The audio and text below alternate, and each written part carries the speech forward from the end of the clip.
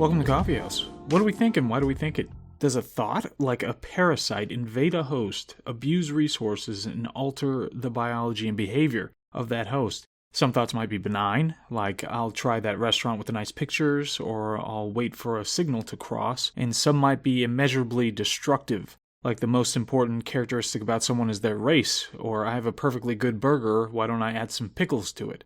Professor Gad Saad, an evolutionary psychologist, published The Parasitic Mind, How Infectious Ideas Are Killing Common Sense in October of 2020, and we are discussing it today. As always, we will look at the contents, do some analysis about the value of the book, the good and the bad of it, and then do a little bit of a big picture, which goes a tad askew from actually the substance of the book, but I think it's really important. So this KawFee Haus, I appreciate you listening. I was on vacation I think I've been to Florida for 3 of the past 5 weeks, so it's been something. But we are back, and this was a good one to come back with. I've got about 4 or 5 books already downloaded onto the brain now, and we're going to go with those. So the contents.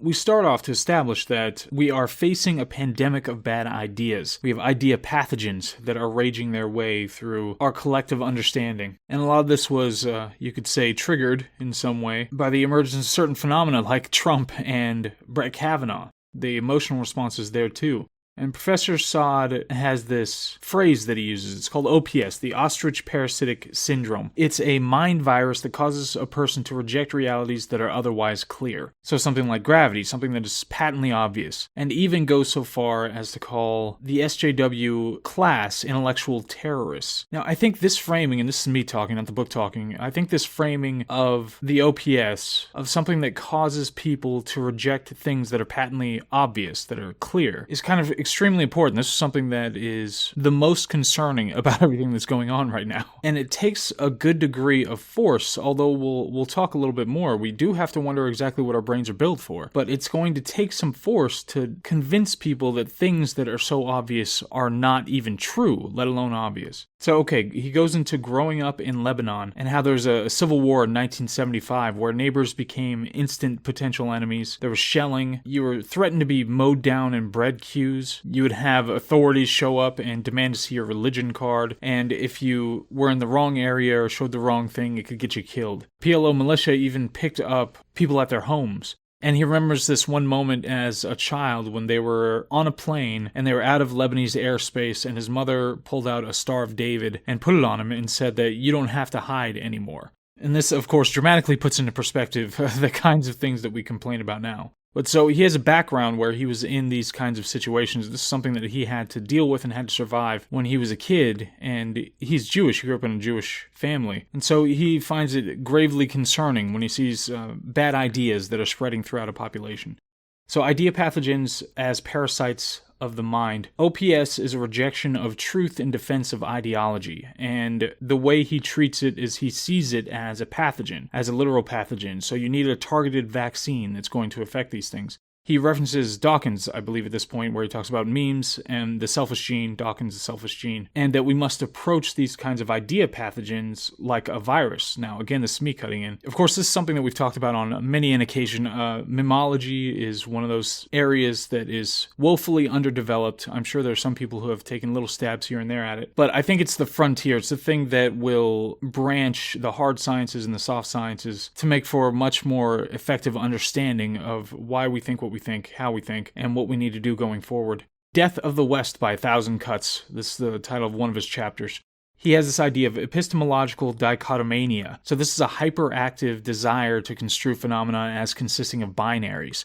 Of course, this is a heuristic that humans use. It's something that we have to do. We're structured to do that because we don't have the processing capacity to be able to do much more complex thinking. So breaking things down into binaries is a method for being able to digest all the information that's out there in the universe. Here he puts a term on it, epistemological dichotomania, and I think it's really important to point out. It's something that is easy for us to look at. It's something, we have competitions, where much of the time it's one side versus another side. It's appealing to be able to look at things in these black and white ways because it's digestible. And there might be kind of another step here where you can say that just like you can have a particular kind of diet, and when you eat something, you either are capable of digesting it or not. Just like different people could be capable of digesting different ideas in different ways. So here, he specifically just wants to bring up this concerning practice of being hyperactive in your creating of binaries. And obviously that's something that everybody has to be aware of and everybody engages in from time to time. And Professor Saad, he goes, I think the next chapter is called Thinking versus Feeling. Of course, he wouldn't say that that's a genuine binary, that that's you're either thinking or you're feeling. But it is funny that it comes right after that. So, but his point is that something like how much somebody hates Trump, their anti-Trump inclinations, could come from peripheral processing, like you don't like his mannerisms, so you have this feeling against him. And he has the perfect way to describe anti-Trump sentiment that's coming up in a second here. But you end up in a space where feelings take the place of truth. So the ultimate goal and all of our number one values should be heading toward that truth to one degree or another. And you end up with feelings taking place of that truth. We talk about Trump in this next chapter. Donald Trump is going to end the world. And of course, everybody remembers this. There were calls of how Donald Trump was going to cause a Holocaust, a genocide. The stock market was going to plummet because he's so terrible. I remember there was one, I think I saw it on Twitter or something like that, where one woman, right after she realized that Trump had won, she said, "We're all gonna die," and started crying. This is what we're dealing with. But this is the perfect encapsulation of what Trump was. Trump represents deep and visceral aesthetic injury to the ivory tower. Deep and visceral aesthetic injury to the ivory tower. I think that is the most perfect encapsulation of what Trump represented to the other side that I have ever seen. That's what it was. It was the aesthetic injury. So that's why it was so little about the substance, and that's why they got so angry whenever something went well. So if he did something well, or the economy was doing well, or his foreign policy was pitch perfect, it wasn't about any of that substance. It was about the aesthetic injury. And it was in contrast to the platitudinous hope that came from politicians like Barack Obama. And then you have Hillary Clinton on the other side, who has her deplorables comment and was subscribed to by academia. But in this competition between Trump and Clinton, what people did was they picked a most important policy, when it came to the majority of people at least. They picked a most important policy and they chose who was best on that policy. Trump specifically focused on policies when he was campaigning, while Clinton mostly focused on how terrible the Orange Man was. And I'll add to that, and how it was foreordained that based on her identity that she ought to be the one to be president. Then we have the Brett Kavanaugh debacle. This is the next chapter. And how political tribalism superseded anything related to truth or reality. And once it didn't work, all the attacks on him, all the outlandish attacks on him, then they switched to he didn't have the judicial temperament. And that's the reason that he shouldn't be a member of the Supreme Court. But this wasn't restricted, obviously, to Brett Kavanaugh. There were others like Summers at Harvard, someone named Summers at Harvard, who said men and women were different, which, of course, just patently true. It's one of those things, one of those incredibly obvious things to say that you're not allowed to say at this point. And they were fired. You have Steven Pinker. I remember he did this large presentation specifically about IQ distribution and the differences between IQ distribution when it comes to men and women. And he explicitly said that shouldn't all things be within academic rigor? So again, that's the classical liberal mindset, which is not prevailing amongst the loudest of leftists today. And the James Damore memo, which positions were well supported, of course, in the memo, but fired by Google. There was another researcher who made this comment, which of course was not going to be acceptable, but when he was talking about women in the lab, he says, you either fall in love with them, they fall in love with you, and when you criticize them, they cry. Of course, that wasn't going to stand. We go into here a little bit. Identity politics are antithetical to science. There are no revealed truths based on identity. And he references these land acknowledgement statements, which are hilarious. I think Microsoft just did one of these, didn't they, during one of their presentations? Where they said, we acknowledge that we stole this land from Native Americans, and we're so awful for that. We're not going to give it back, but we acknowledge that it was stolen. And the IAT, the implicit association test, we've talked about that before, and how even the originators of the test tried to rein in what it was being used for. The bias in academia and tech companies and other industries that deal with information, just lots of bias politically when it comes to those. And then the developing anti-science, anti-reason, and illiberal movements. So specifically around gender in this case. Brings up Jordan Peterson's Bill C-16, of course, Jordan Peterson's jump-off point, and the conceptual penis. This was, for anybody who doesn't know, this was a fake academic paper, and I think it was James Lindsay was one of the writers on that particular paper. And what they did was, it was just all nonsense. It was just all newspeak nonsense, and they tried to get it published in a number of academic journals and were successful in a few. Then there's a discussion of toxic masculinity, and one of the things that Professor Saad loves to do is use satire. He does a lot. He duped, who was it, Charlie Kirk at some point with his satire, and many others on the left and right. And in this particular case, he had preempted a lot of what would come in saying that, we need feminist mathematics or identity-driven mathematics and feminist geology. And he did this satirically, but then this kind of thing showed up in reality. You would eventually get classes that were specifically around this, that we need to decolonize these hard sciences to make them more equitable in the way that we study the science, not just in who is studying it or anything like that. And then he uses this analogy here for when it comes to determining that men and women are the same. So he talks about dogs and giraffes. So you look at dogs and giraffes, if you only look at particular characteristics, so you'll see that, okay, they both have 4 legs, they have 2 eyes, they have 1 heart, they have a digestive system, and a tail, so they must be the same species. And it's the same kind of shallow thinking that would let you say that the genders are the same. He asked the question, what are universities for today? And this was the concern, is that universities seem to be for maximizing intellectual growth while minimizing hurt feelings. And when you have those two things in conflict, you're not going to get very far. And he offers some answers later on. But there's this idea here, the homeostasis of victimology. He says this is that we must have a set level of victimhood. It must be achieved. So if there aren't enough victims around, then they have to alter the definition of victim to be able to artificially increase the numbers and meet homeostasis of victimhood. And doesn't this seem so just patently correct? It just seems so obviously right. In that this is something that we've been doing just constantly over a couple of decades now, is just broadening the category of victim, rather than trying to root out or being able to squash these particular victim categories or lessen the number of those victim categories. Of course, this is kind of the Steven Pinker line that everything's been actually getting much, much better over time. Instead of being able to squash those out and say that, okay, well, we've mostly eliminated victimhood in all these various categories, they say, no, we still need this level of victimhood in society, so therefore we have to expand the definition and now look at all these victims that are going to fill this role. When it comes to trying to explain the phenomenon of this concept creep, that's just something that makes a whole lot of sense. Then he calls male social justice warriors, he calls them a name that I won't reproduce here. This is a kind of mating strategy, and so they just kind of agree. This is not a new phenomenon. This is not something that has never been or anything like that. There have always been men who just try to agree with a woman as much as humanly possible in hopes of sleeping with her.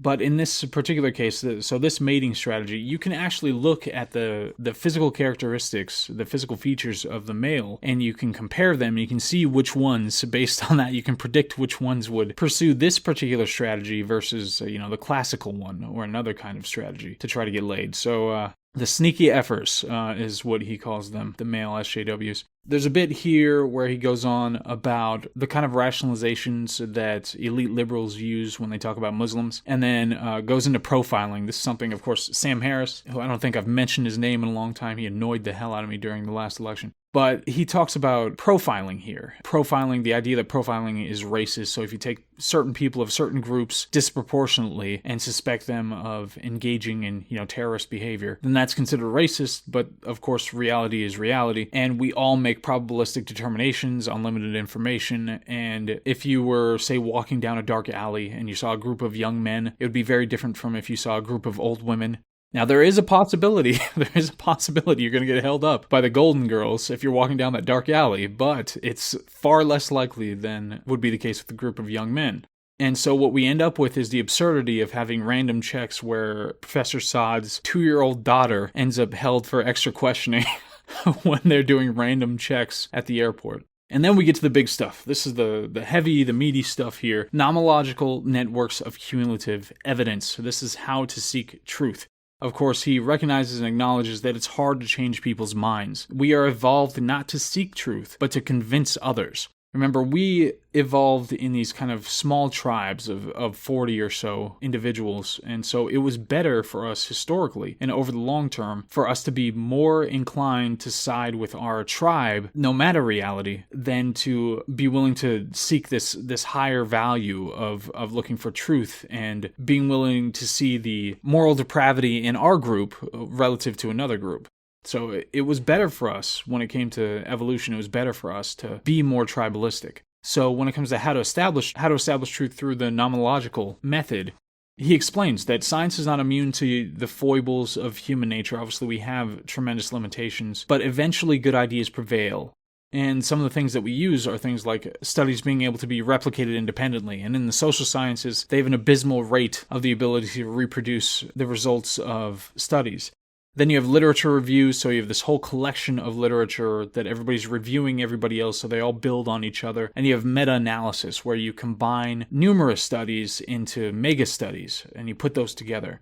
So as an example, he uses Darwin here. So when it comes to nomological networks of cumulative evidence, Darwin amassed his evidence from many different areas. It wasn't just one area, like, say, of biology, or one piece of evidence, or one species, or something like that. He went from a bunch of different areas, collected data for decades, and used all that information together. And of course, today, especially, evolution is an excellent example of having strains of evidence from a whole bunch of different areas that all dovetail into one idea, whether it's what's it called, dendrology or something like that, or dendrochronology, biology, genetics, geology. When you put all these things together, taxonomy, you put all these things together and they all trickle down and support the same idea.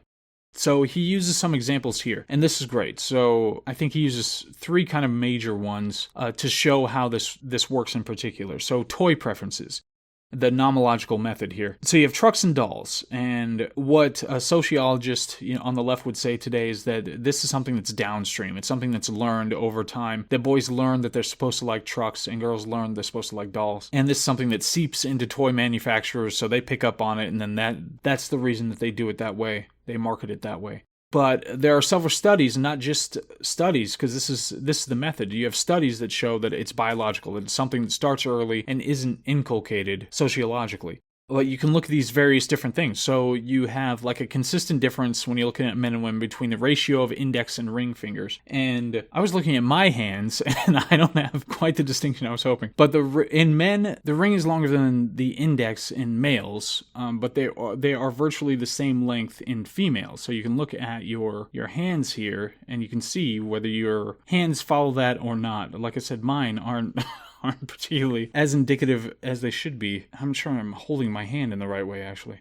But so you could see a correlation. There's a correlation between that, just the shape of the hands, the length of those two fingers relative to each other, and risk-taking.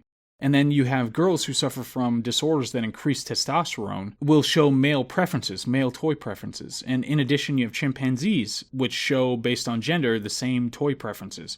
And as part of this, so you have all these different areas of inquiry that are coming down and supporting this one idea, but you also have to anticipate and address any counter that could come to it. So somebody wants to say society, okay, you can look at Sweden, which has the greatest gender parity in the world, and yet the toy preferences maintain in Sweden. And some may say that it's just Western civilization, but there's this one researcher, Rossi, who studied this idea in tribal areas. Now, they didn't have toy trucks versus toy dolls, but you had girls who would play disproportionately, to a wide margin with dolls, and the boys wouldn't. So you have all these different areas that are going to one question, and you put them together to try to figure out what's the correct answer here. And then he goes on, he does the same kind of analysis with sex-specific preferences. So how the desired attributes for the different genders is very different. Women who are erotomaniacs, they fantasize about high-status men showing interest in them, and males fantasized about young women.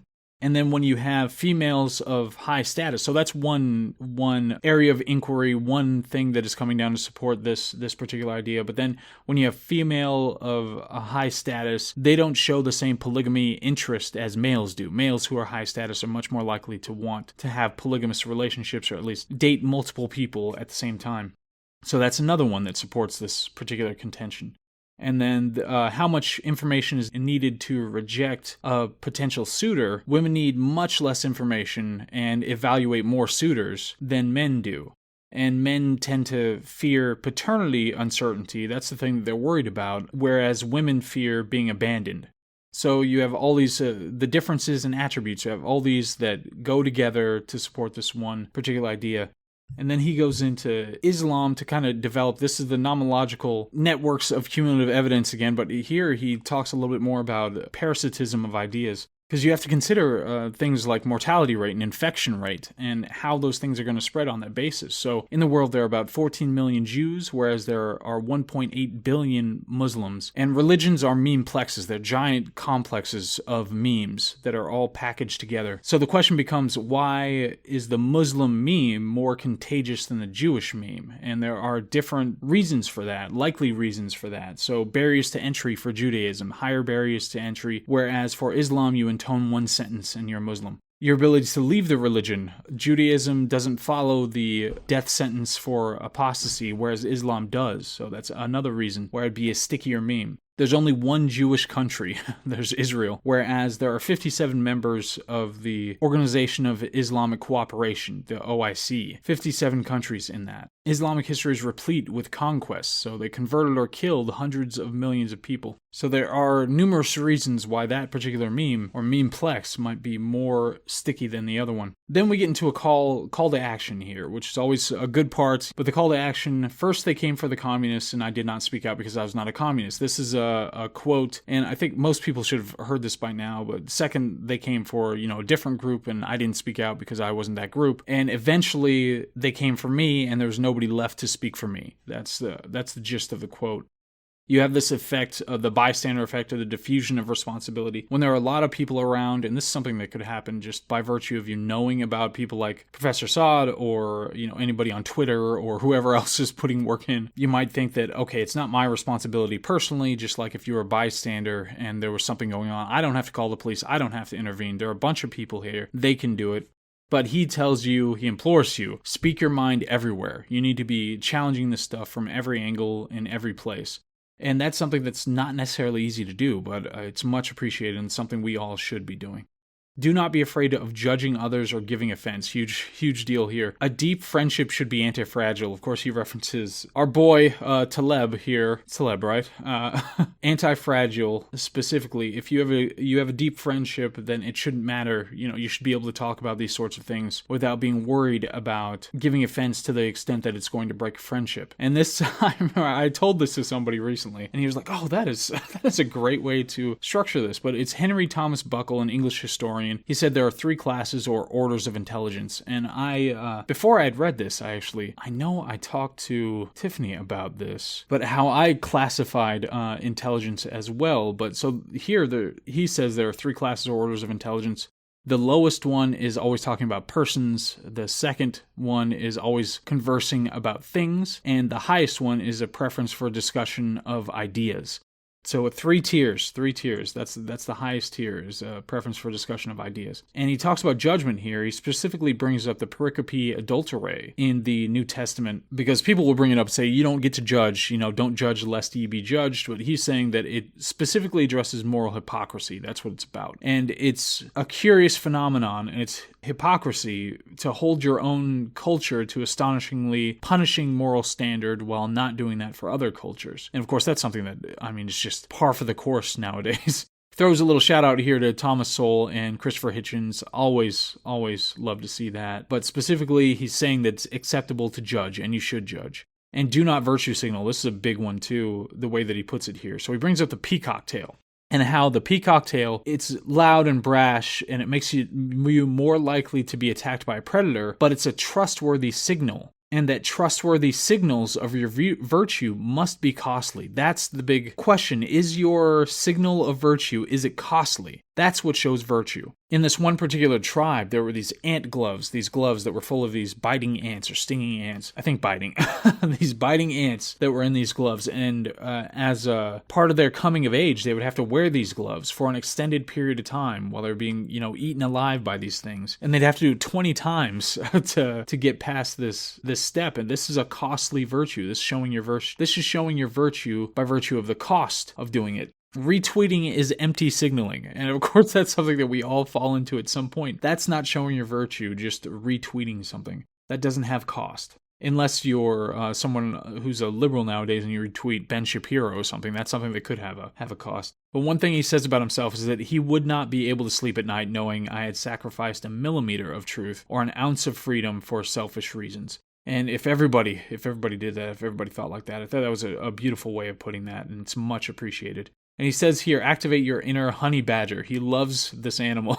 It's so aggressive that it can fight a group of lions on its own. He says, never cede an inch to those who wish to silence you, use their tactics, and be ferociously uncompromising. In this particular case, I think he's absolutely right. Be ferociously uncompromising. Don't give them an inch on any of this stuff. And here we get some tips on how to fix our university. He says, right now insanity is rewarded. You have to fight unconstitutional speech codes. Do not suffer safe spaces. Encourage diversity of opinion. Return to meritocratic ethos. And he laments the fact that the credits required, just in general, the credits required for graduating are decreasing. The MBA requirements are being watered down. We have grade inflation. The most common grade during Vietnam was a C, and now it's an A. Which is just sad to think about. Just thinking all the work that you put in, when we were kids, all the work that we put in to try to get those A's, and now they are meaningless. And protecting fragile egos from competition does no one any good. So he gives us some tips on universities, some tips in general, what we need to do, how we need to better ourselves and better society. So we can go into the analysis from here. Obviously, as I was going through it, I pointed out a lot of good ideas that I liked, and his personality really comes through. I listened to a couple of his podcasts just so I can get a gist of the guy, and there definitely seems to be a sincerity in what he's trying to accomplish that is much appreciated. It's something that, he is somebody who is willing to push back wherever he needs to push back. And he uniquely approached a number of the topics that we have seen addressed in other works. He kind of came at them in a different way. And because he has an evolutionary psychology background, there were a number of bigger ideas that he could codify in a more effective way than a lot of the other ones. His big idea is about coming to better answers. So it didn't seem like he was trying to come to too many empirical conclusions, and he didn't seem to do that haphazardly from what I can remember. But again, his whole point and his approach was to try to come to better answers by using the method that he talks about. So there are big ideas here that might modify how we approach these issues. So bad idea as mind viruses. Obviously, that's a great way to treat them, not just because they are dangerous and there's something that it's not necessarily that the host has control over what they're doing to them, but that it could lead to an expansion of a discipline that I think is completely necessary to move psychology into a post-Copernican era. And then this nomological networks of cumulative evidence, should be the standard. It should be the standard expectation that whatever we're studying, whatever we're trying to figure out, that we're trying to use as many strains of evidence to support that contention that we possibly can. And that anything lacking that we should be extremely suspicious of, and any person who's trying to draw massive conclusions without doing that, we shouldn't take them seriously. One of the worst things about contemporary humanity is the studies show fallacy. And is that what I called it? I know I tried to coin this and I can't remember what this new fallacy, but I can't remember now if that's what I ended up calling it. But studies show fallacy, meaning somebody who just says, there's X study, I read the headline, and so I'm using that as some kind of ironclad demonstration of a proposition, even though I don't understand anything behind it. So we should be putting together multiple strains of evidence from various disciplines to try to say that this is what it is. And then OPS, the ostrich parasitic syndrome, the fact that people are rejecting things that are completely obvious based on ideology, obviously that is something that we need to be aware of and attack wherever we see it. And it's good that he was able to point it out in a memorable way. So big picture wise, obviously big picture, in the micro and near term, we have to understand what's happening with people so we can challenge and alter the behavior. You know, Western civilization might be on the line when it comes to that. So I see that for sure. But there is risk in prying open this Pandora's box. There's a value in thinking of humans as opaque churning of mysterious inclinations. There's value in that. There's value in seeing humans as romantic and mysterious boxes that have their own kind of built-in intrigue. There's value in taking pleasure in seeing the complexity of humans as special and meaningful. It's easier to see something as divine when there is room for divinity. I mean, if we were all angels, it would be perfectly fine. You know, we could be as honest with each other as humanly possible and figure everything out and move on as a species in a positive way, but we certainly have our demonic tendencies, and when you let demons in, you never know necessarily what's going to happen with it. Now, I want us to understand humans more than anyone. I want to understand how they function, why they do what they do, how they do what they do, all of those things. But sometimes it does feel like being lost in mad science. It's something that we push as hard as we can, and we don't really know what's going to come out the other side. I mean, I would hate a moment in our history when we realized that it wasn't creating AI that could trick us into believing it was human that was the next great leap, but in realizing that we've been the AI all along. So we'll go ahead and leave it there. That is Coffee House for this week. This was The Parasitic Mind by Gad Saad, and I definitely recommend it, and we are going to try to incorporate this idea of nomological networks of cumulative evidence when we're talking about empirical answers to questions. But from here, okay, so that was that. We are going to throw in a discussion episode, and then the next book is going to be, drum roll please, Hate Inc., I believe, is going to actually be the next one. And man, oh man, am I going to have a lot to say about that one. So definitely tune in to that one, Hate Inc. It's by some guy, and we're going to have a lot to say. But this week, thank you very much, Professor Saad. It was a great read. It was definitely worth the time and effort that went into writing it and the time and effort that went into reading it. And for everybody else, I hope all is well, and I will see you on the next one. All right, bye.